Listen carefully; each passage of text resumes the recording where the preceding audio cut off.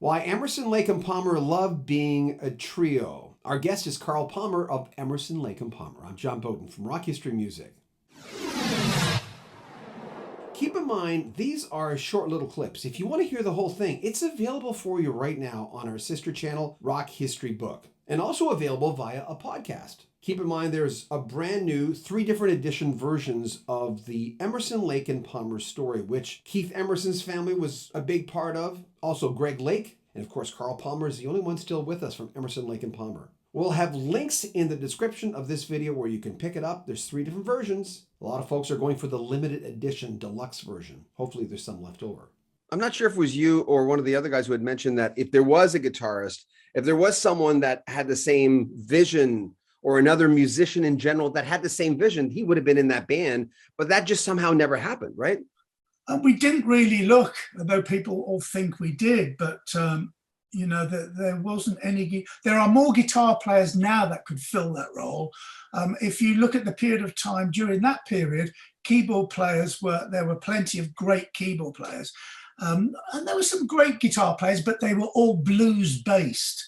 If you look now, there's many great, guitar players who do the gothic shred like Yngwie Malmsteen and, Paul Bielatowicz, plays all that classical stuff is in my band. We didn't have those guys back then. So if those guys were around, they possibly would have been in the band, but it wasn't something we were searching. One of my main reasons for joining the band was I wanted to be in a trio.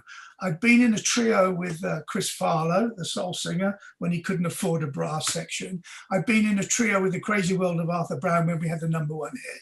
Atomic Rooster was a trio, and I really only wanted to step into a trio. So ELP, the 3 of us, that was what it was for me. So I wouldn't have been keen even if Jimi Hendrix did want to join, to be honest with you, though I think he's a great guitar player.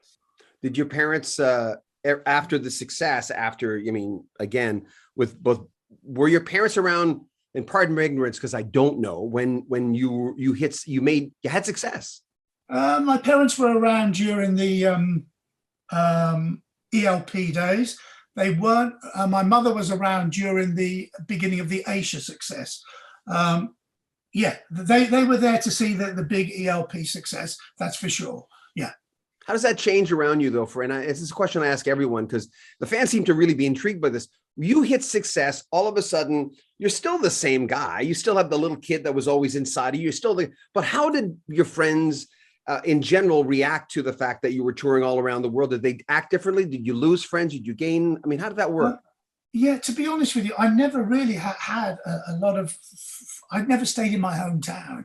I left home when I was 16. So the friends that I had were musicians I played with. So when I became successful, they just said, good luck to you. We're really pleased that you're doing well. It wasn't a case of the guy down the street is envious of me because of this or that. It didn't work that way then. It wasn't that way.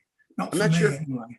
Remember, there's a brand new book on the history of Emerson, Lake and Palmer with pictures you have never seen before and interviews you've never ever read before from all 3 members. Our guest, Carl Palmer, the late great Keith Emerson, and Greg Lake. Links in the description. There, like I said, 3 different versions of it. Links in the description of this video. Make sure you comment on our video, subscribe to our channel, and share our videos. Also buy a t-shirt, help support the channel.